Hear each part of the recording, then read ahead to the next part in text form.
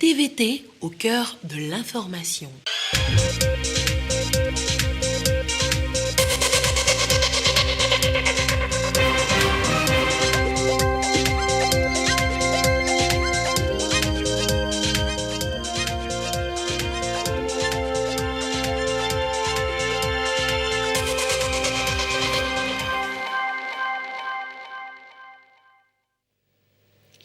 Bonsoir à toutes et à tous. Merci d'être avec nous pour ce journal au sommaire, le deuxième séminaire gouvernemental de l'année 2022. Les travaux se sont poursuivis ce jour à Palimé sous la direction du président de la République Faure Esozimna Gnassingbé. Plusieurs sujets sont examinés, notamment l'évaluation des actions prioritaires de la feuille de route gouvernementale 2025. Les travaux ont donc pris fin ce mardi.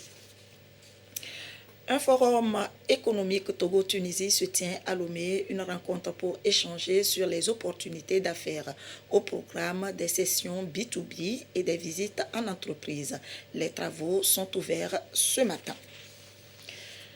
Également dans cette édition, la réunion des journalistes africains francophones à Dakar au Sénégal, sujet abordé le partenariat de sensibilisation sur la ZLECAf et sa mise en œuvre effective. Et puis nous irons au Kenya où William Ruto a été investi ce jour président après plusieurs semaines de controverses. Il a promis de travailler avec tous les Kenyans lors de son investiture. Voilà pour les titres. Bienvenue. Le séminaire gouvernemental deuxième du genre se déroule à Palimé. Les travaux sont dirigés par le président de la République Faure Esozimna Gnassingbé. Au centre des échanges, l'examen des progrès réalisés dans la mise en œuvre des actions prioritaires identifiées lors des séminaires précédents en lien avec la feuille de route 2025. Isidore Koubatine. Cette rencontre de 2 jours vise à examiner les progrès réalisés par les différents départements dans la mise en œuvre des actions prioritaires retenues lors du précédent séminaire tenu en mars dernier à Kara. La digitalisation des services publics, l'assurance maladie universelle, la phase opérationnelle du fonds Tenga, la mécanisation agricole, la promotion des agropoles, la cartographie des infrastructures socio-économiques, la mobilisation des ressources et le développement du capital humain dans le secteur de la santé ont fait notamment l'objet d'une revue minutieuse. La première journée fut l'occasion pour les participants de faire un focus sur le renforcement des mécanismes d'appui aux très petites et moyennes entreprises, l'attribution de l'identité pour tous, la mise en place du registre social des personnes et des ménages, la réalisation et l'extension du réseau des pistes rurales. Les travaux se sont poursuivis aujourd'hui et porteront sur l'aménagement urbain, la généralisation de l'assurance et l'attraction de l'investissement direct étranger. Le président de la République, Faure Esozimna Gnassingbé, a salué les progrès réalisés par l'équipe gouvernementale dans la mise en œuvre de la feuille de route 2025 et a insisté sur la nécessité de continuer à apporter aux populations des solutions pragmatiques en adéquation avec le contexte socio-économique et sécuritaire. Le chef de l'État a notamment encouragé les membres du gouvernement à accélérer la mise en œuvre des projets prioritaires afin d'alléger l'incidence du phénomène généralisé d'inflation. La feuille de route du gouvernement est fondée sur la vision du président de la République pour un Togo en paix, une nation moderne avec une croissance économique inclusive et durable. Cet agenda quinquennal se décline en 3 axes stratégiques structurés en 42 projets et 10 réformes. Depuis son lancement en octobre 2020, des résultats satisfaisants ont été enregistrés dans les secteurs sociaux et économiques. Ouvert hier à Palimé sous la présidence du chef de l'État Faure Esozimna Gnassingbé, les travaux du séminaire gouvernemental se sont poursuivis ce 13 septembre 2022 avec des échanges thématiques sur des secteurs prioritaires à l'instar de l'urbanisme, de la santé, de la promotion des investissements privés. Avec l'appui de partenaires techniques et d'experts, les membres du gouvernement ont réfléchi aux mécanismes idoines permettant d'accélérer la mise en œuvre des projets d'aménagement urbain, la généralisation de l'assurance maladie et la promotion des investissements directs étrangers. Au sujet de la protection sociale, les actions du gouvernement vont viser la généralisation de l'assurance maladie, notamment à travers la poursuite des réformes du système sanitaire, l'identification biométrique et la création du registre social unique. La stratégie de développement socio-économique est soutenue par l'amélioration constante du climat des affaires en vue de renforcer l'attractivité du pays aux investissements privés.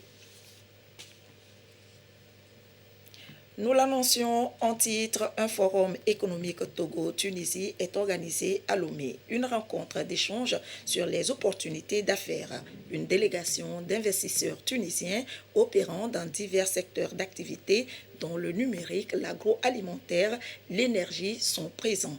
Des sessions B2B et des visites en entreprise sont au programme. Marie-Ange Bida. Destination Togo, terre d'opportunités. Le pays attire plus d'un. Le cas pour ces hommes d'affaires tunisiens en prospection. In fine, de futurs partenariats attendus. Le cas de ce forum économique Togo-Tunisie s'y prête bien. Nous sommes là pour hisser au plus haut niveau la coopération entre le Togo et la Tunisie et surtout développer le commerce entre nos deux pays et surtout l'investissement qui est assez faible aujourd'hui malgré le grand potentiel qu'on pourra développer ensemble.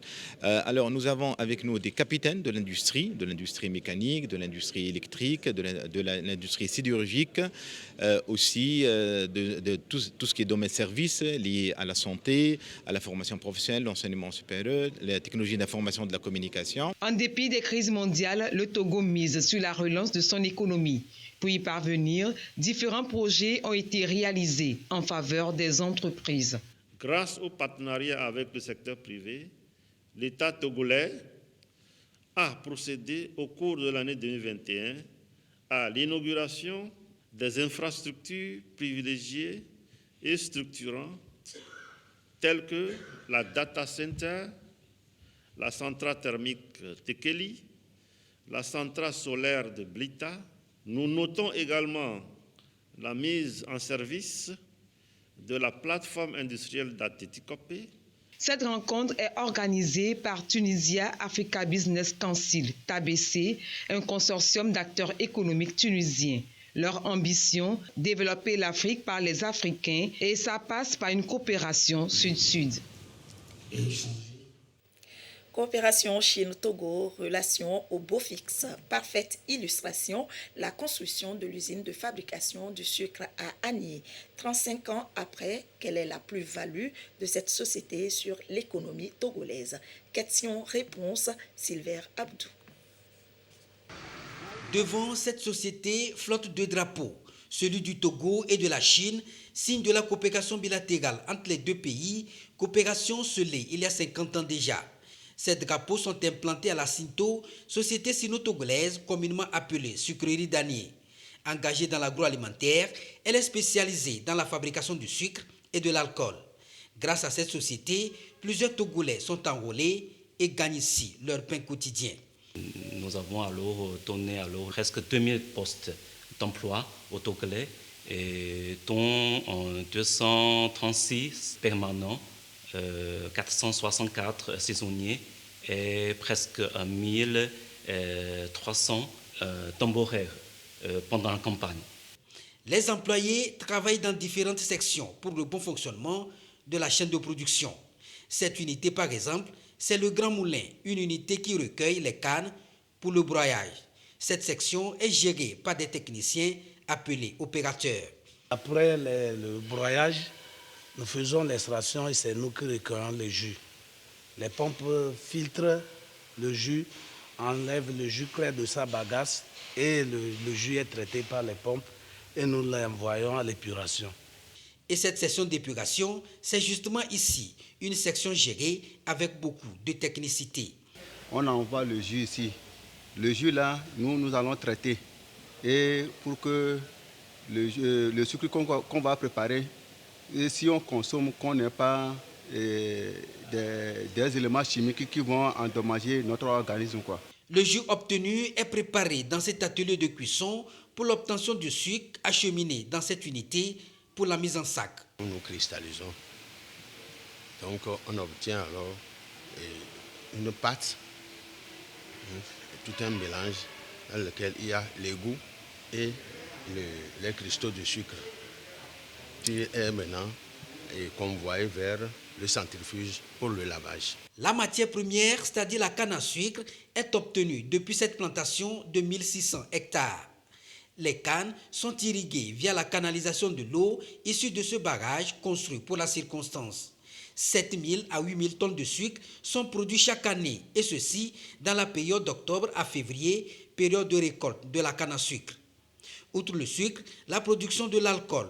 Et depuis 2011, cette production se fait à base du manioc pour soutenir les producteurs de cette filière. Chaque année, nous avons alors acheté plus de 6000 tonnes de manioc au Togo chez alors, les agriculteurs. Nous avons alors, à cause de cette activité, donc alors les revenus des paysans sont alors augmentés beaucoup et leur vie est améliorée. Sur le site, un producteur en pleine livraison. Vraiment, ça nous a motivés parce que cela nous a mené à produire en grande quantité. Avant, c'était au marché et puis les bonnes femmes ne paient pas. Mais ici, vraiment, tu viens et puis tu prends ton argent en même temps. Et ça fait que nous produisons beaucoup. Ils nous disent de produire et ils ont la capacité de prendre tout ce que nous allons produire. La demande, c'est très grand. La demande est donc forte puisqu'il faut en moyenne 6000 tonnes avant de démarrer cette production estimée à 1800 mètres cubes d'alcool par an. Une demande que les producteurs n'arrivent pas à satisfaire aujourd'hui. Cette société implantée ici il y a 35 ans a contribué au développement socio-économique et au renforcement d'un lien d'amitié entre le Togo et la Chine. Elle a contribué non seulement à la création d'emplois, mais aussi à insuffler une dynamique de développement, notamment la construction des bâtiments scolaires, la fourniture de l'eau et de l'énergie. L'autre titre de ce journal, la réunion des journalistes africains francophones à Dakar au Sénégal. Au cœur des discussions, le partenariat de sensibilisation sur la ZLECAf et sa mise en œuvre. Ils se sont appropriés le concept afin de mieux communiquer là-dessus. De quoi favoriser sa mise en œuvre effective. Sandra Aziagbe et Esther Laclé y ont pris part. Reportage. 2 journalistes francophones africains ont participé à cette rencontre. Un atelier de 3 jours sur le thème « Partenariat pour la sensibilisation et la mise en œuvre de la zone de libre-échange continentale africaine ZLECAf ». Il est question d'approfondir et d'améliorer la compréhension et l'appréciation des participants quant au rôle de la ZLECAf dans la stimulation de la croissance économique sur le continent africain. Les journalistes africains, du moins francophones dont je fais partie, avaient vraiment besoin de ce renforcement des capacités, de ces outils pouvant leur permettre de traiter de façon plus crédible toute l'actualité avec la ZLECAf. Que la ZLECAf n'était pas que quelque chose qui concernait les décideurs et que chaque partie prenante avait un rôle essentiel à jouer. Par exemple, en tant que femme de médias, je sais que c'est en ayant un vocabulaire adapter une façon de traiter l'information bien précise pour toucher le maximum de personnes et les cibles les plus vulnérables, que je pourrais véritablement apporter ma pierre à la vulgarisation de la zone de libre-échange continentale africaine. La formation est organisée par le Centre africain pour la politique commerciale KPC de la Commission économique des Nations Unies pour l'Afrique, CEA. Plusieurs thèmes ont été abordés, notamment les défis de la communication sur la ZLECAf. C'est vraiment pour sensibiliser les journalistes sur les questions de la ZLECAf, leur donner une mise à jour, mais aussi expliquer un peu l'impact de la ZLECAf pour le continent. L'idée vraiment était tout d'abord de donner ou de faire un peu plus comprendre la ZLECAf aux journalistes, ça a été atteint, mais aussi de discuter comment diffuser cette information dans chaque pays africain. L'idée d'actualiser les informations auprès des journalistes pour que ces journalistes-là puissent eux-mêmes avoir une bonne appropriation du concept. Le journaliste, il a plusieurs outils entre ses mains et en fonction du canal, et je prends le canal précis de l'audiovisuel, il y a des émissions qui peuvent être pensées déjà pour vulgariser le concept auprès des communautés. À l'issue des travaux, un réseau de journalistes ZLECAf a été mis en place. Il s'agit du réseau Média ZLECAf. Retour sur la foire Adiafi édition 2022. Diverses activités étaient au menu, notamment la promotion du riz local, riz produit au Togo. Les populations ont été appelées lors de l'exposition à consommer du riz bio. Corvier Molou, par exemple. Sandra Ziabé.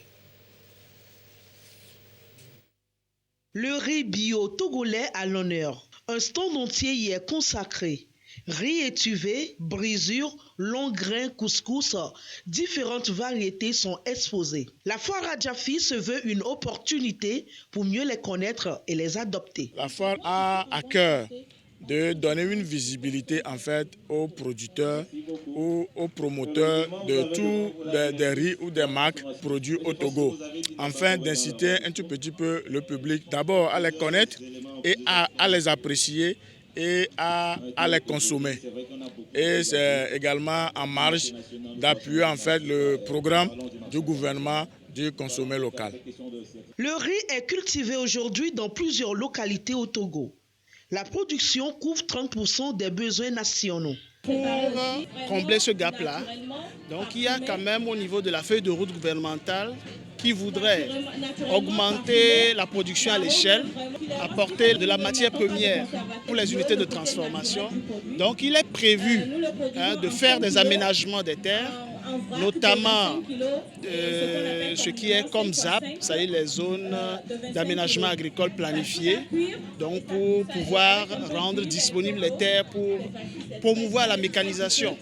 Et il y a également du matériel agricole aujourd'hui qui est en train d'être déployé sur ces sites-là, donc pour soulager un peu la pénibilité des travaux agricoles. La production est en augmentation depuis 2020, selon des chiffres de la BCAO. Sur le marché, le consommateur peut facilement reconnaître le riz local par le Made in Togo sur l'emballage. Top départ de la 4e édition du championnat culinaire sur la gastronomie togolaise. Un concours d'art culinaire pour valoriser les différents mets du terroir. L'annonce a été faite au cours d'une conférence de presse. Magloire Akoué voit Antoinette Omao Vovor. Du wassa-wassa à base de farine d'igname ou kodoro, sauce de feuilles de baobab, en passant par akoumé de maïs et de mil et les délicieuses galettes de banane kaklo, la gastronomie togolaise est aussi riche que savoureuse. Les populations ne semblent pas pouvoir exploiter entièrement le champ des possibles. Les acteurs de cette gastronomie explorent un nouveau canal de sensibilisation. Le charcuterie gâteau, c'est un championnat.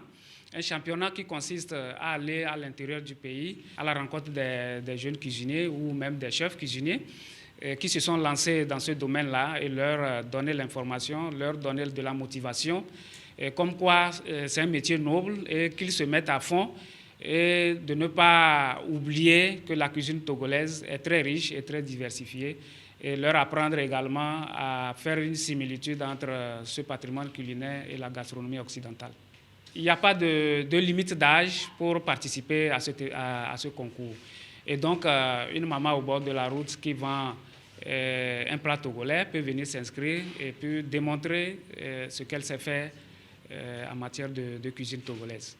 La participation au charcuterie gâteau est ouverte à toute personne passionnée de cuisine professionnelle comme amateur. L'initiative reçoit de l'expertise internationale qui confirme que le Togo a tout pour être fier. Il est temps pour les pays de l'Afrique de l'Ouest de commencer par inciter leurs concitoyens à consommer ce qu'ils produisent. Si vous allez, par exemple, dans une autre partie du monde, ils servent leur propre nourriture, et pourquoi pas les Togolais. C'est en avril 2023 que les 5 lauréats de cette édition seront connus. De belles créations en vue pour un art que l'Union des acteurs de la gastronomie togolaise veut inscrire au patrimoine immatériel de l'UNESCO. Focus maintenant sur l'actualité hors du Togo. Au Sénégal, les députés élisent leur président dans une ambiance chaotique. C'est finalement Amadou Mame Diop de la majorité présidentielle qui a été désigné avec 83 voix sur 84 votants. La nouvelle Assemblée nationale sénégalaise a fait sa rentrée lundi dans une ambiance chaotique. Lors de cette session inaugurale, les députés élus lors des législatives du 31 juillet dernier devaient choisir leur président ou présidente. Avant le vote, empoignades, cris et jets de bouteilles d'eau ont forcé les gendarmes à intervenir. C'est finalement Amadou Mame Diop de la majorité présidentielle Benno Bokk Yakaar qui a été désigné avec 83 voix sur 84 votants. Pendant les heures de débat, plusieurs points chauffaient les esprits. D'abord le maintien à leur poste de député aussi ministre. Ensuite la présence de 3 candidats pour l'opposition qui n'étaient pas parvenus à se mettre d'accord sur une personnalité unique. Mais la candidature d'Amadou Mame Diop avait aussi suscité surprise et indignation dans le camp présidentiel et surtout en la personne d'Aminata Touré, ancienne première ministre pressentie pour le poste. Un rêve pas si inaccessible que ça dans un pays qui a récemment doublement marqué son histoire politique avec un parlement plus paritaire que jamais et un pouvoir qui détient une très courte majorité absolue. William Ruto a promis ce jour de travailler avec tous les Kenyans lors de son investiture en tant que président. Cette cérémonie met fin à près d'une décennie de présidence d'Ouro Kenyatta, élu président en 2013 et réélu en 2017, qui ne pouvait briguer de 3e mandat. C'est dans ce stade de Nairobi qu'a eu lieu la cérémonie d'investiture du nouveau président kényan. William Ruto est arrivé souriant, vêtu d'une cravate jaune, la couleur de son parti.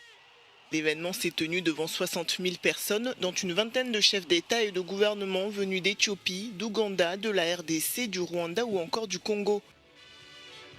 Une main posée sur la Constitution, l'autre tenant la Bible, le nouveau chef de l'État âgé de 55 ans a prêté serment. Il a été acclamé par un vacarme de cris de joie de ses partisans. Et je tiens à remercier le bon Dieu, parce qu'aujourd'hui, un petit garçon du village est devenu président du Kenya. Issu d'une famille modeste avant de devenir un des hommes les plus riches du pays, William Ruto s'est présenté comme le porte-parole du petit peuple. Dans son premier discours en tant que président, il est revenu sur ses grandes mesures économiques, comme la création d'un fonds des débrouillards d'un montant d'environ 410 millions d'euros permettant d'accorder des prêts aux petites entreprises. Il a également promis de diviser par 2 le prix des engrais dans les prochains jours. En bref, au Burkina Faso, le ministre de la Défense Barthélémy Semporé a été remercié lundi et remplacé à son poste par le président de la transition, le lieutenant-colonel Paul-Henri Damiba. Ce léger remaniement intervient après plusieurs attaques djihadistes. Revenons au Togo avec la remise de diplômes aux apprenants de l'école d'enseignement technique et professionnel Africa Career Training School. Ils sont 90 à recevoir ce précieux sésame qui leur ouvre les portes de l'emploi dans les domaines secrétariat, cadrage et réalisation. Marie-Thérèse Nabédé, reportage présenté par Christine Pétchekialoudé. Dans une ambiance festive,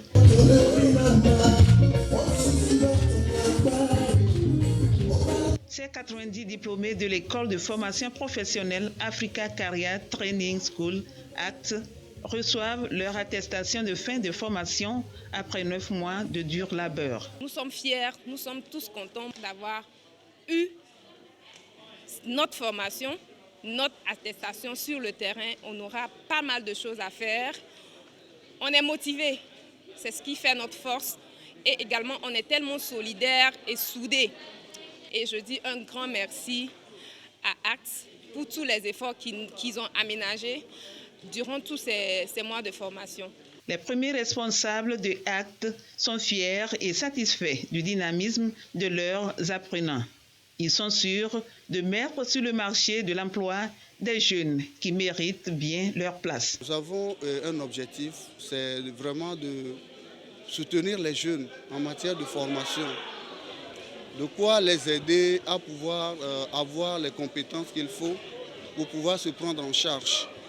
Donc nous avons formé plusieurs Nous sommes à la 3e édition et pratiquement toutes celles qui sont ici et ceux qui sont ici sont déjà employés. Et il y en a parmi eux qui ont créé leur propre business. Donc on a suivi les formations en secrétariat bureautique, d'autres en gestion d'entreprise, d'autres en gestion comptable. Et il y a les cadreurs, les monteurs, en somme réalisation. Nous avons aussi les techniciens et les maintenanciers et d'autres filières. Il faut au minimum un niveau 3e pour pouvoir adhérer à notre école. Africa Career Training School s'est installée à Adido-Gomé, en banlieue de Lomé, depuis août 2014. Plus de 1000 étudiants y ont été déjà formés en diverses filières modulaires.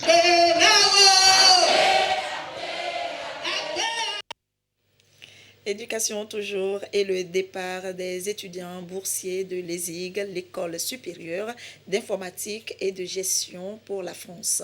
Ils vont poursuivre leurs études dans ce pays à l'université de Sorbonne et c'est la 6e vague. Marie-Reine Abeta, reportage présenté par Sandra Aziabé.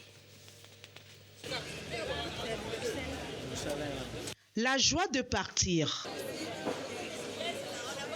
Crolets en main, munis de leur passeport, ces étudiants s'apprêtent à s'envoler pour Paris. Tous boursiers, ils sont de l'école supérieure de l'informatique et de gestion ESIG Global Success. Cette énergie que le Togo m'a donnée et particulièrement l'université ESIG a eu à m'offrir, je voudrais prendre cette fougue et aller continuer mes études en France et découvrir encore de nouvelles connaissances dans d'autres horizons. Je promets de faire tout pour honorer d'abord mon école et honorer le Togo. À mon retour, mettre tout ce que j'ai pu avoir là-bas comme connaissance et tout, mettre ça en exergue ici. Un nœud au cœur pour moi parce que je quitte les parents, c'est la première fois. Et aussi une grande joie parce que c'est le début de l'accomplissement d'un grand dessein. Alors pour moi, c'est une grande joie de partir.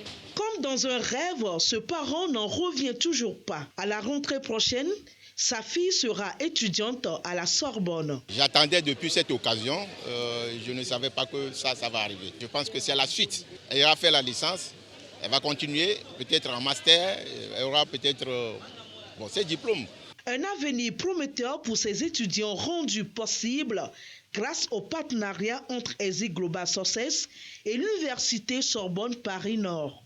Un défi relevé par les premiers responsables d'ESIG Global Success. C'est grâce à leur effort qu'ils ont pu bénéficier de ce partenariat qui leur permet de poursuivre leurs études en France. Nous suivons leur cursus pour s'assurer que chacun d'eux, dans son ambition, dans son évolution, il n'y a pas de couac. Donc l'école prend en lui la charge de suivre ses étudiants de bout en bout. Nos enfants sont en train de prendre le vol ce soir pour la France, pour continuer leurs études là-bas. Voilà. Donc nous sommes juste là pour les accompagner, pour leur souhaiter un bon vent. Ils savent pourquoi ils partent, ils savent qu'on compte vraiment sur eux. Ils savent aussi que c'est pour leur avenir qu'on est en train de faire ce travail-là, ce combat-là. Et qu'ils travaillent encore dur, parce que, écoute, l'école a encore besoin d'eux, le Togo a besoin d'eux, l'Afrique a besoin de nous tous. En tout, ils sont 21 étudiants, tous de la 6e promotion des boursiers ESIG à destination de Paris. Une ambition de former au mieux ces étudiants, ESIG en fait son credo. De la musique avec ce projet lancé au profit des talents artistiques des plateaux, projet dénommé Concours de chant et danse et qui est à sa 2e édition. La grande finale est prévue pour le mois de décembre. On va revenir sur ce sujet plus en détail dans nos prochaines éditions. Et c'est ainsi que se termine ce journal. Merci de votre attention. Dans un instant, la météo. Nos programmes se poursuivent. Merci de votre fidélité et très belle soirée à vous.